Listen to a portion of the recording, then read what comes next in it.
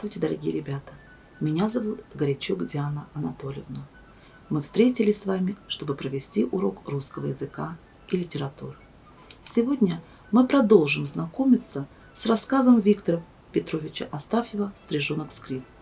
Сегодня на уроке вы научитесь отвечать на вопросы по тексту, давать характеристику героям и определять тему текста. Для дальнейшей работы нам необходимо вспомнить начало рассказа. Внимательно прочитайте предложения, расставьте их в порядке происхождения событий.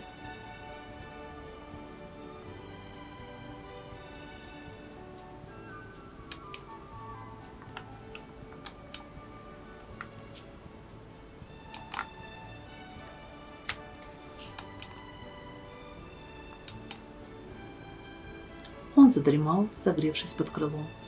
Стрижата запищали, а мамы не было. Мама принесла в клюве капельку дождя и отдала ее Скрипу, первому стрижонку. Скрипу понравилось, как мама поила его из клюва. Маме стрижихи было тяжело одной прокормить детей. Продолжаем читать рассказ Виктора Петровича Астафьева «Стрижонок Скрип». Но для этого проведем словарно-лексическую работу. Соедините слова с их значением. Проворный, быстрый, торопливый. Горластый, крикливый. Растопырить, развести в сторону. Уволочь, утащить. Гомон, громкий шум. Спикировать, резко снизиться. Стрижонок Скрип подрос. У него появились перья, и ему все время хотелось есть. Иногда ему удавалось отобрать у братца или сестренки мошку, и тогда они жалобно и недовольно пищали. За это Скрипу попадала от мамы стрижихи, но ему так хотелось есть, так хотелось есть.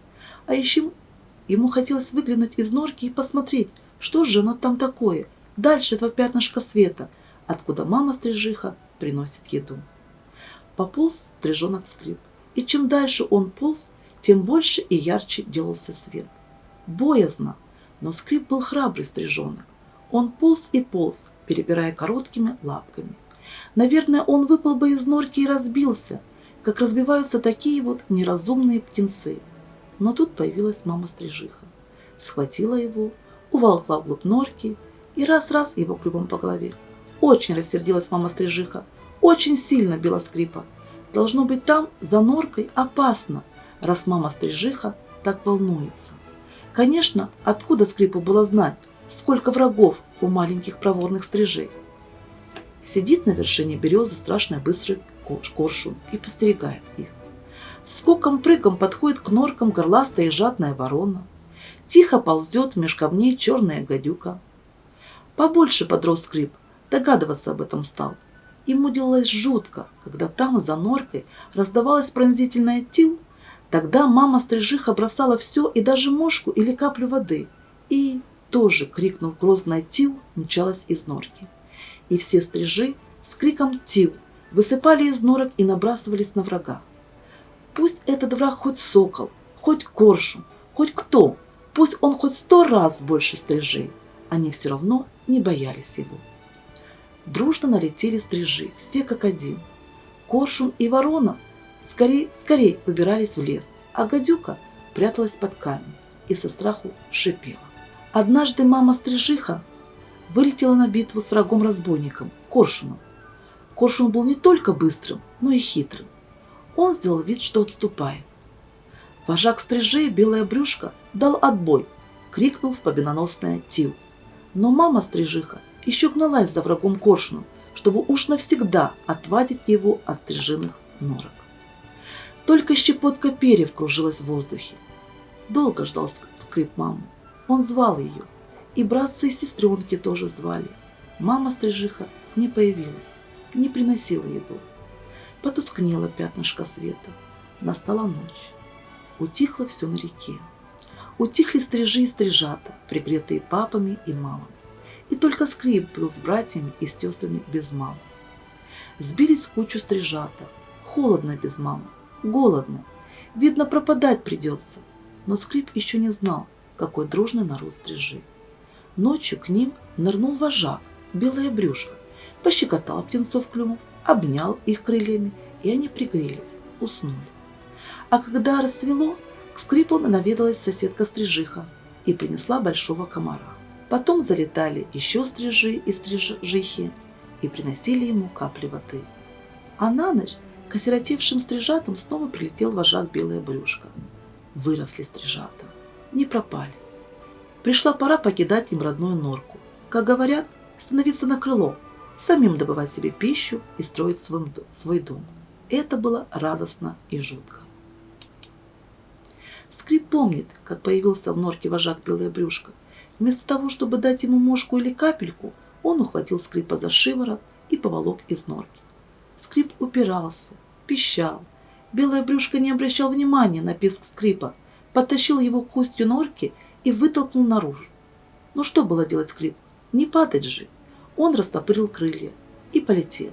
И тут на него набросились все стрижи, старые и молодые, все-все, и погнали его от норки всей стаи навстречу ветру, навстречу ослепительному солнцу.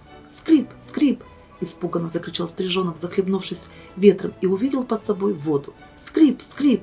А если я упаду?» – с ужасом подумал он. Но стрижи не давали ему упасть. Они гоняли его кругами над водой, над берегом, над лесом. Потом крики стрижей остались позади. Свист крыльев и гомон птичий угасли. И тут стрижонок Скрип с удивлением увидел, что он уже сам, один, летает над рекой. И от этого сделалось так радостно, что он взмыл высоко-высоко и крикнул оттуда солнцу, реке, всему миру: «Скрип!» и закружился над рекой, над берегом, над лесом. Даже в облако один раз залетел, но там ему не понравилось. Темновато и одиноко. Он спикировал вниз и заскользил над водой, чуть не касаясь ее брюшком. Хорошо же, хорошо, когда сам умеешь летать. Скрип, Скрип. А потом Скрип и сам стал помогать стрижатам, вытаскивал из норок стрижат и тоже гнал их над рекой вместе со всеми стрижатами и кричал: «Скрип, Скрип, держи его, догоняй!» Проверим, насколько вы внимательно слушали рассказ. Ответьте на вопрос, почему Скрипу захотелось выползти из норки. Скрип был любопытным стрижонком. Какие враги есть у стрижей? У стрижей много врагов. Коршун, ворона, гадюка. Что делали стрижи, услышав крик «Тиу»? Услышав крик, стрижи вылетали из норок и набрасывались на врага. Как погибла мама-стрижиха? Мама-стрижиха погибла в схватке с коршуном. Кто помог стрижатам в первые дни сиротства? После гибели мамы о стрижатах заботилась стрижиная семья. Кто научил Скрипа летать? Вожак белое брюшко научил стрижонка летать. Кем стали для Скрипа стрижи-соседи?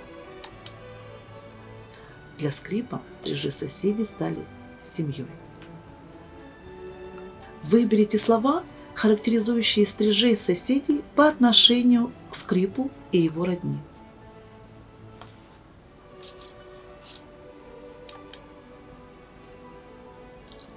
Терпение, доброта, милосердие, сострадание, забота и сочувствие. Выберите пословицу, которая точнее отражает тему текста.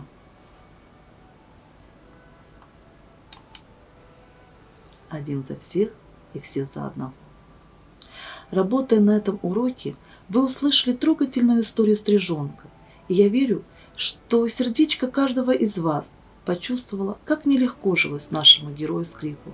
И я надеюсь, вы всегда будете по-доброму относиться к друзьям нашим меньшим. На этом наш урок подходит к концу.